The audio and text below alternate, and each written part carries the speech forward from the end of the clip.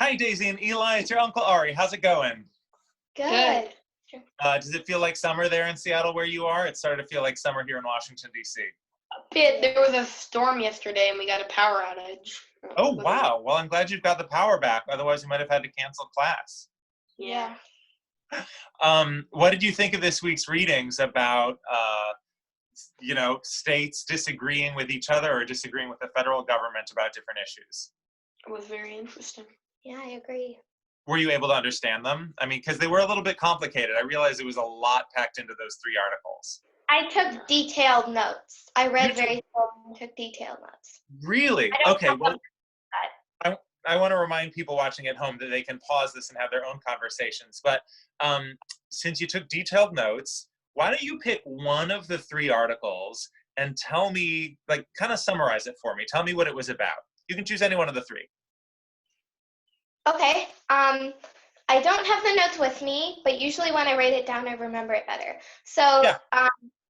The abortion, all you need to know thing was basically in a few states like Michigan and Alabama, I think. And very good. Like 7 others. They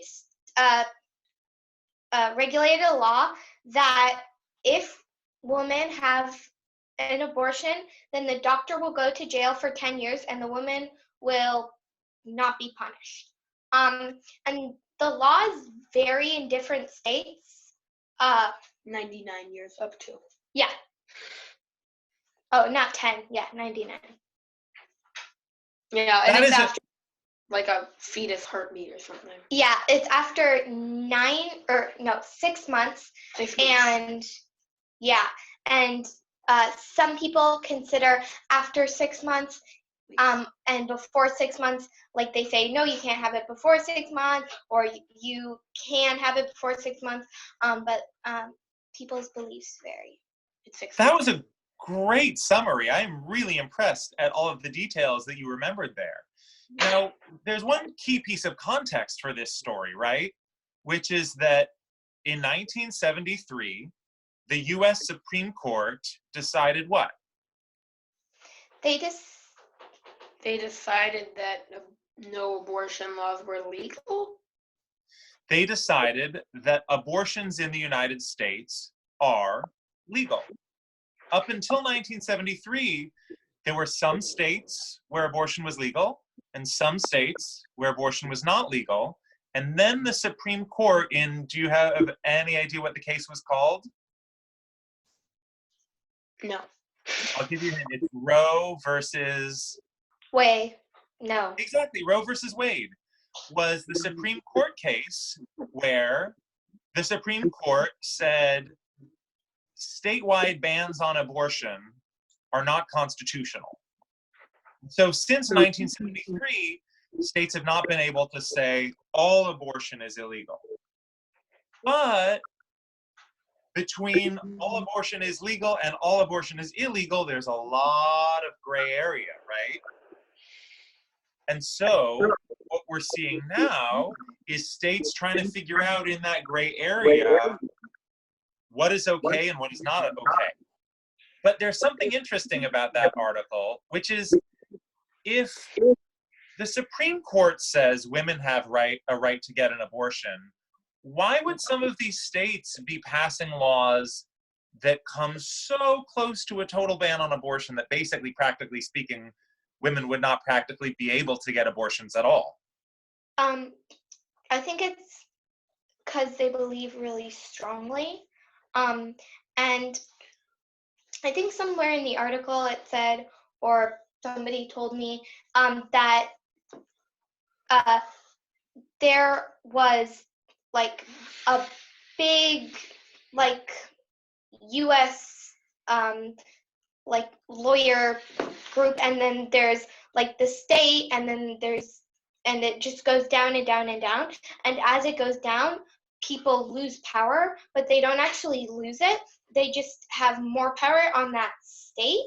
So they can kind of shift the laws because they focus mainly on that state. And the bigger lawyer groups don't really focus on them unless it gets to be a big problem because they're focusing on like the U.S. as a group.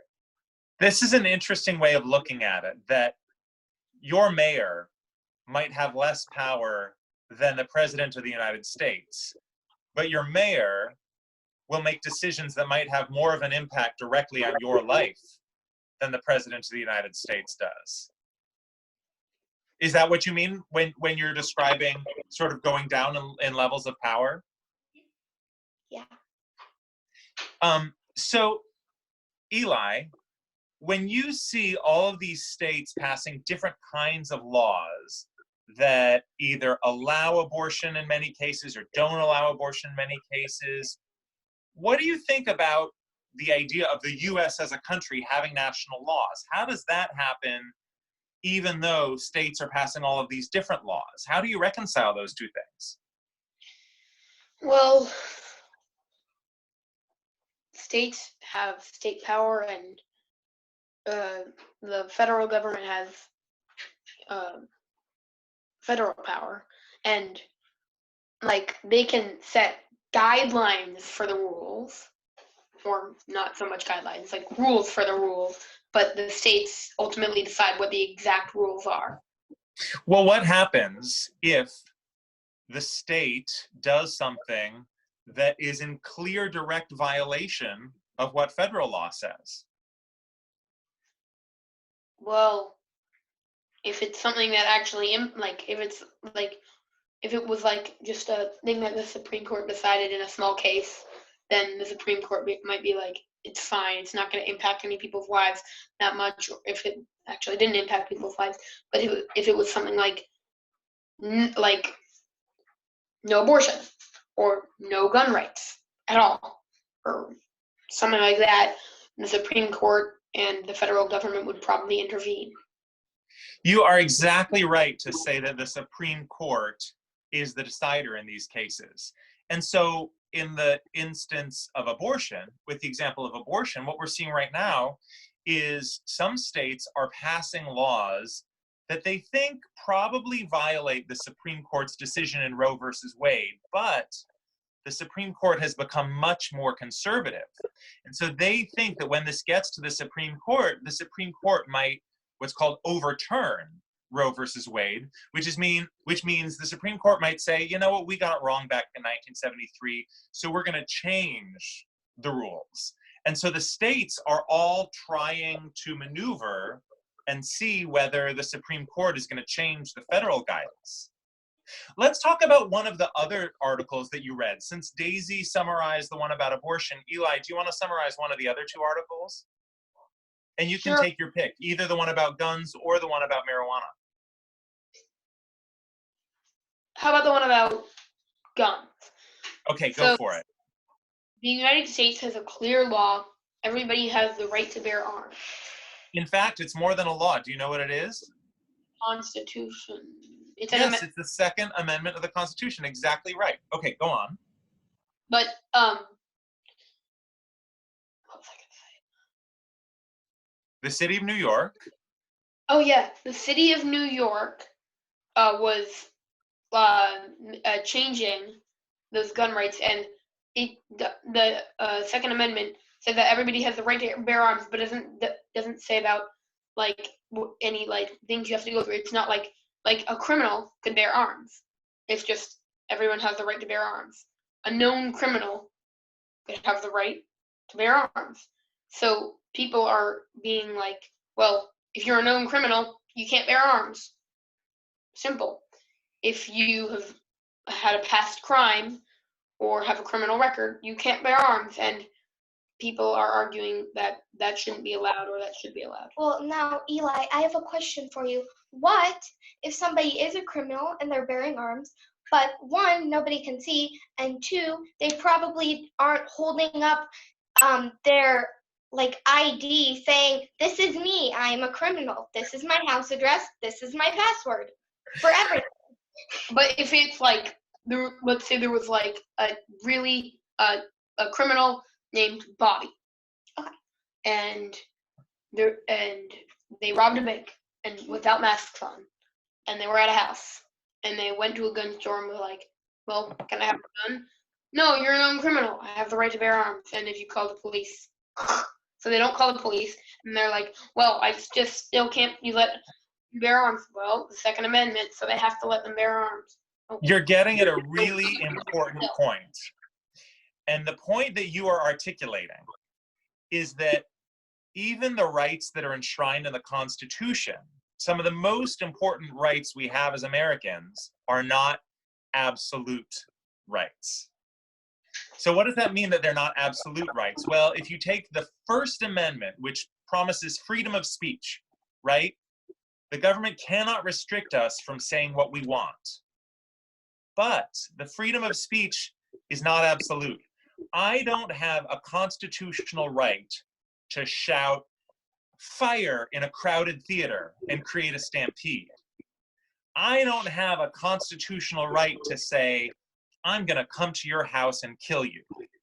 Even rights that the Constitution guarantees us, like the Second Amendment right to bear arms, does not guarantee every person in every instance the right to have a gun in every place. And so the question that states and courts, lawmakers and judges are trying to answer is, okay, well, we know that the Second Amendment guarantees the right to have a weapon. Does that mean that kids can have weapons? Does that mean that criminals can have weapons? Does that mean that you don't need a background check before you buy a weapon? Does that mean that you can travel with a hidden weapon? Does that mean that somebody who has a history of violence, even if it's not a criminal history, is allowed to have a weapon? These are all questions that the Constitution doesn't answer. And so, to come back to this news article, you have the city of New York trying to answer it in one way, and gun rights groups saying, no, no, no, no, no, that violates the Second Amendment. And so what was happening with the challenge to this law? Well, I have two things. One is about the freedom of speech thing. You're also not allowed to shout government secrets that you stole on a public. Exactly. That's another great example. Yeah. I want my freedom of speech, So but what I get why. happens when the city of New York says the right to own a gun does not extend to this thing, but gun owners say, wait a minute, it does extend to this thing? Daisy, what happens? Well, it's pretty complicated. Well, if it directly violates the amendment, then they probably go to jail. But who decides? I mean, the question is, who decides whether it directly violates the Constitution or not? And actually, let me just tell you, they don't go to jail, but the law would be overturned. Yeah. It would, but the question is, who would overturn it? Who would make that decision? Well, it depends on what level. Like, if you yelled, I will give 50% of all lollipops at this place, but you don't own the place, then it's not a really big deal. It's like medium. If you And who would regulate? grabbed an extra bag of popcorn, it's pretty small. So it depends on, or if you like shouted fire in a crowded theater, that's like bigger. So it depends on what level. Okay, but right now, you've got this real question. I mean, this is a question that the city of New York thinks there's one answer, and gun rights groups think there's another answer. So who gets to decide? It's not like kids who can go to their parents and say, Mom and Dad, I think I get this lollipop, but he thinks it's his lollipop. Like, who's the mom and dad in that situation? The Supreme Court. Yeah, or like, yeah, it seems like that. Yep, that's exactly right. And so when that article about the gun law was written, the case was on its way to the Supreme Court, and it was going to be the first time in more than 10 years that the Supreme Court had ruled on a case about whether people can own a gun or not. And so this was not in the article, but do you know what happened? What? The city of New York changed the law because the city of New York looked at who was on the Supreme Court and thought, those justices on the Supreme Court right now are more conservative than the Supreme Court has been in the past. And they're very supportive of gun rights. And I suspect we're going to lose. So we're just going to change our rules. And what the Supreme Court said was, oh, the city changed its rules, so we don't have to decide this question. And so they didn't decide it. So now let's talk about the third article about marijuana, which is really interesting for all kinds of reasons. Which one of you wants to describe what that article said? Sure. So basically, 34 states out of the 50 in you have good numbers. the U.S. I might get my numbers wrong. That's okay. I don't have them in front of me, so I won't know if you do get it wrong. Okay. But they legalized marijuana. And I think it was like 26, 28, something around that, of them, when COVID-19 started, considered marijuana essential. And a lot of people stocked up on marijuana, and a lot of people,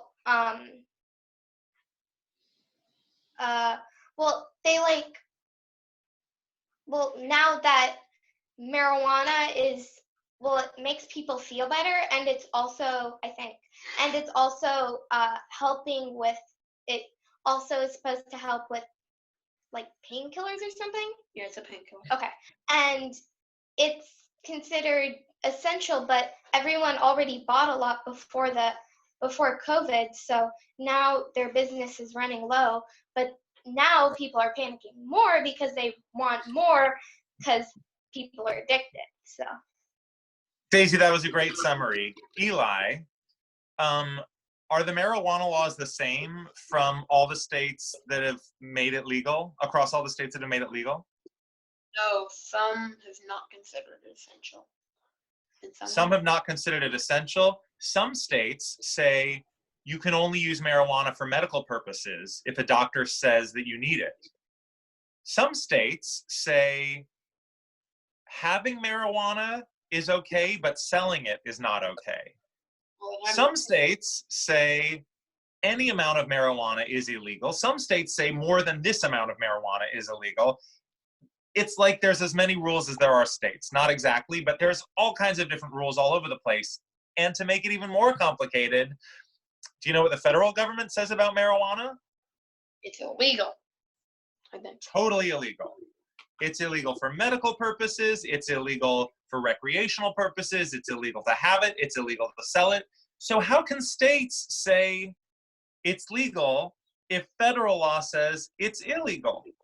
well, I guess federal law puts like a kind of gray haze on everything, and really all you need to get rid of the gray haze is a fan, and the fan might take a while, but you're gonna start just saying, oh, they said this, but they didn't say that, and a puff of smoke is gone. Oh, but they said this, but they didn't say that. So you kind of can edge through federal laws because they're very smoky. Have you, smoky, so to speak, have you ever heard of the phrase, it's a long phrase, prosecutorial discretion? No. Okay, well, let's break it down. Let's first take the word prosecutorial. What do you think that means? Well, prosecute prosecute. is punishment. Thing. Right? So do you know what a prosecutor is? Someone who wants to punish someone, or someone who punishes someone. Exactly. A prosecutor is a government lawyer who stands up in court and says, you committed burglary. You committed whatever, murder. A prosecutor is a person in court who argues that somebody committed a crime. And on the other side is the defense lawyer who says, this person did not commit this crime. That's how a court works, right? Prosecutors and defense. So the first word, prosecutorial, means it has to do with the people who charge you with a crime. And then, do you know what the word discretion means? Isn't it like, no, I don't. Well, have you ever been asked to exercise your discretion? Well, I was just gonna say, discretion sounds like it isn't like the. I may be very wrong, but it sounds like it's kind of like like it isn't a very kind or welcoming word. Well, discretion is sort of like judgment or choice.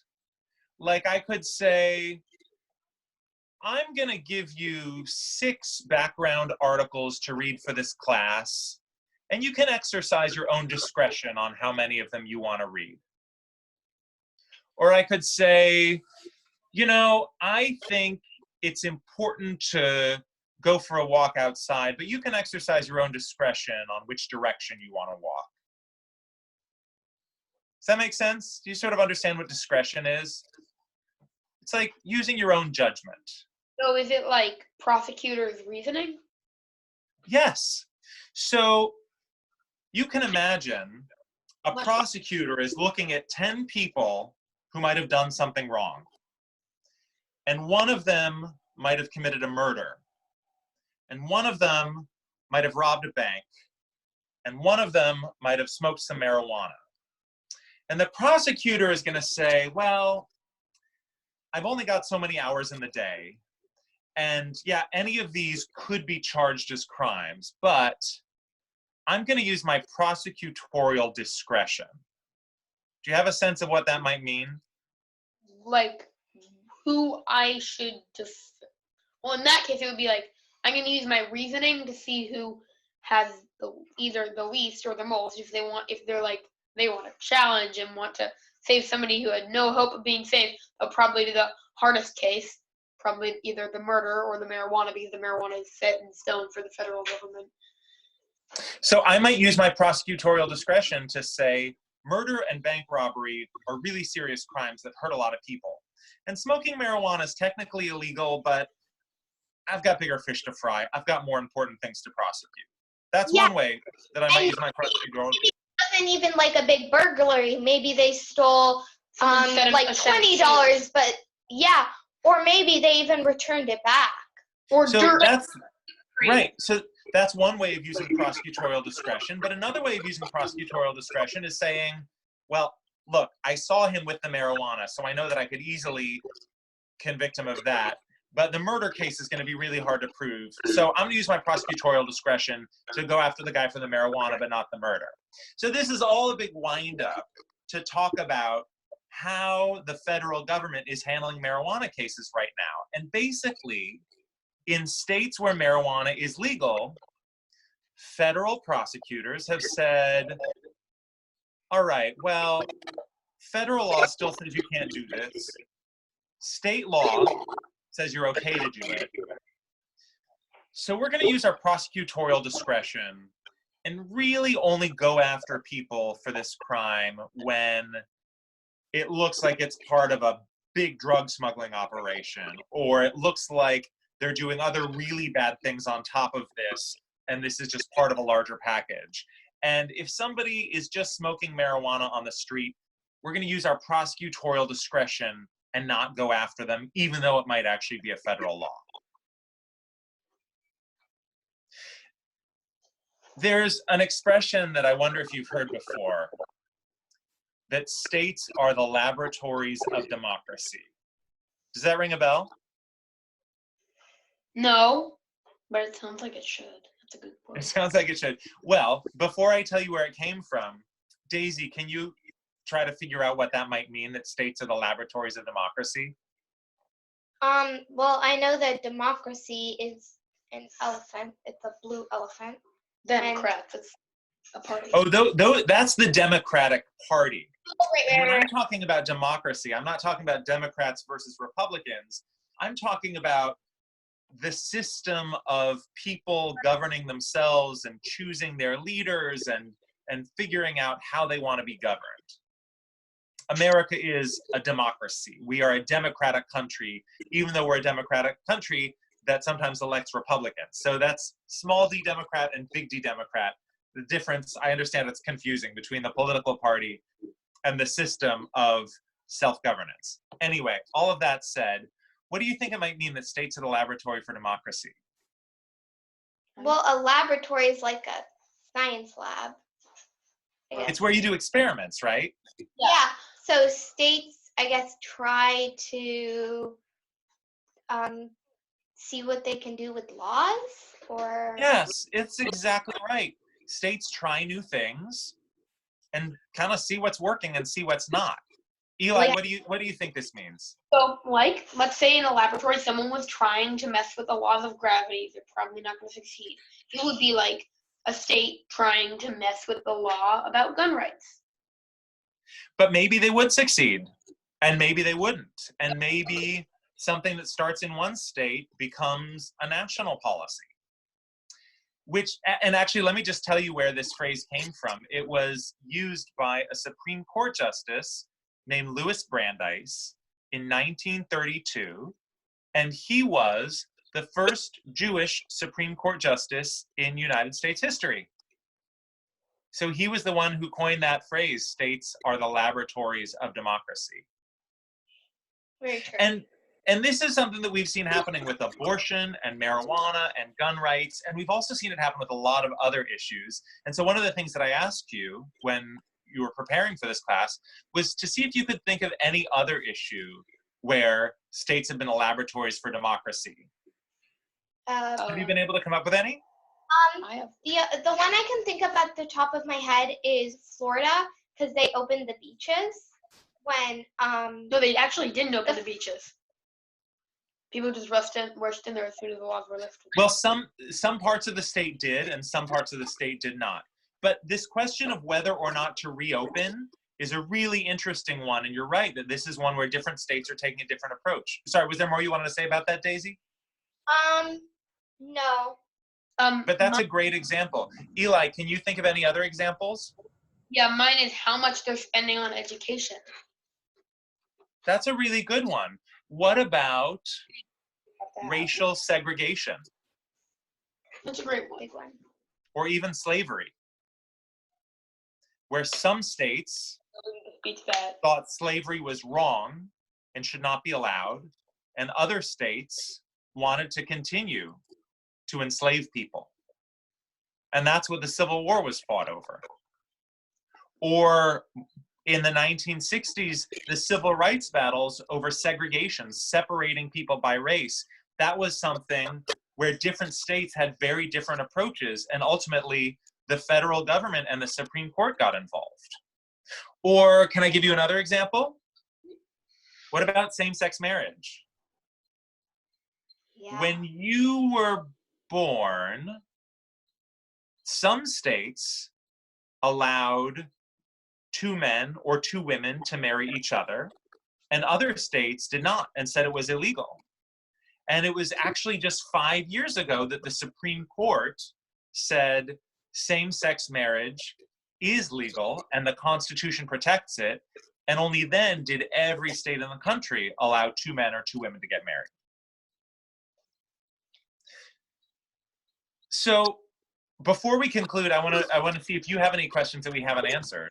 Oh, I yes. know there's a lot that we've talked about, but you also came prepared with questions. So in the cannabis, the marijuana story, this is like in states that it's very, very illegal. Should you still tell someone if you see a person on the street selling or using marijuana? Well, I think if you're a kid, it's good to tell an adult, and then let the adult make the decision about whether it's in. Wait, was that your question? So Yeah. yeah, of course you should tell them because it's illegal. But we talked about prosecutorial discretion. There's also the sense of your own personal discretion. Like, if you see somebody under the age of 18 smoking a cigarette, you're going to use your own discretion about whether you tell an adult about it or whether you don't tell an adult about it, and that's discretion. Just as prosecutors exercise prosecutorial discretion, every one of us every day of our lives exercises discretion in all kinds of ways. Yeah. Yeah. Eli, do you have any questions? Yeah, I have one about the marijuana one. Okay. So there's a lot of legal painkillers. If A someone lot of is legal what? a lot of legal painkillers that aren't like addictive. Like there's still probably a bit addictive. There's probably one that isn't. I don't know the name or about every single drug. But anyway, why don't people just take regular, not addictive painkillers if they need painkillers? Like for recreational purposes, you're gonna do marijuana. They might want to look cool. They might want to try it out, see how it feels, and then not realize they'll be addicted. They might think it's the only option and not explore the other options. There's a bunch of reasons. Those all seem right to me. And then the other thing is that sometimes different things work for different people. And depending on what kind of problems people have and what kind of pain people have, maybe Advil doesn't work for them, but aspirin does. And so not everything works the same way for every person. Did you have any other questions? Well, no, I had two more, but they were both answered. Okay, what about you, Daisy? In any state, like any vague thing, can women get punished for abortion? Because it seems like they can never, but I want to see if there's I wanted to know if there's a peek through where you're but maybe you'll, I don't know, be on the news or something. That's a good question. And even the most restrictive abortion laws, supporters say, will not punish the woman who gets the abortion. The people pushing those laws say it would only punish the doctor. But there is some debate over that, and people who support abortion rights say it could have an impact on the women, even if the women aren't charged with a crime. Why wouldn't they hurt the woman? It's what did you say, Eli? I think she meant punish them. Yeah. Why wouldn't it imprison the woman?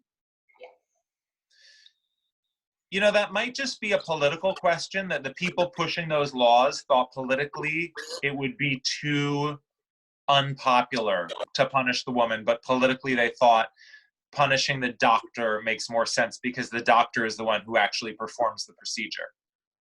Yeah, but the thing I was gonna say is, what if there's an abortion and it's after the required time, and what if the mom or the would-be mom would have died if she hadn't had an abortion?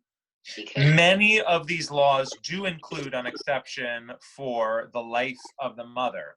But the other thing that I think it's really important to clarify is that these super restrictive laws have not gone into effect because courts have said these laws violate Roe versus Wade. They violate the Supreme Court ruling that said abortion is legal. And so these cases are now working their way up to the Supreme Court, and we'll see whether the Supreme Court now, all these decades later, with different justices on it, decides the same way or a different way as they did back in 1973. So I want to, what's that? Maybe, not very likely, it'll just be resolved in one of the lower courts. We'll see. But the last question I want to ask you is, do you think it's better or worse to live in a country where so many states have so many different policies on everything from marijuana to abortion to gun rights to same-sex marriage to racial equality? Would you rather live in a country where every state had exactly the same policy? Or do you think it's good for the country to have differences in policy for at least a little while until these questions get resolved? I think it's good because then it allows, if there's one state where, almost everybody in the state agrees on one thing, but, and the rest of the world, let's say most of the country said no same-sex marriage, and there was one country that there was one state that didn't really, enforce those rules, and a lot of people who supported same-sex marriage ruled there because people knew they supported same-sex marriage and they didn't want to be prosecuted, or they were gay or lesbian. And so everybody there supported that law, and let's say they weren't allowed to have same-sex marriage, then they would be well, our entire state wants same-sex marriage, so why can't our state just have it, and it'll make that state happier. Like, and What- state What do you think, Daisy? the laws that they want. I don't really know. Like, there would be, before I decide, I'd probably have to put a lot of thinking into it. 'Cause And you know, on What? different issues, people can have different positions. They might think that on marijuana, it's really good for the states to have different policies. But on something as important as racial equality, it's really important that the whole country give everybody the same rights. I mean, even if you did ban marijuana, then people would be getting it in more unsafe ways. Yeah. Same The main reason they accepted it. Yeah. These are definitely complicated questions, but you've done a really good job thinking through them. I'm really impressed with your analysis. Thank you. Well, I hope you have a great week. Unless you have any other questions, I think we're done with this lesson. You. Yeah, thanks. Okay, have a good weekend. Bye-bye.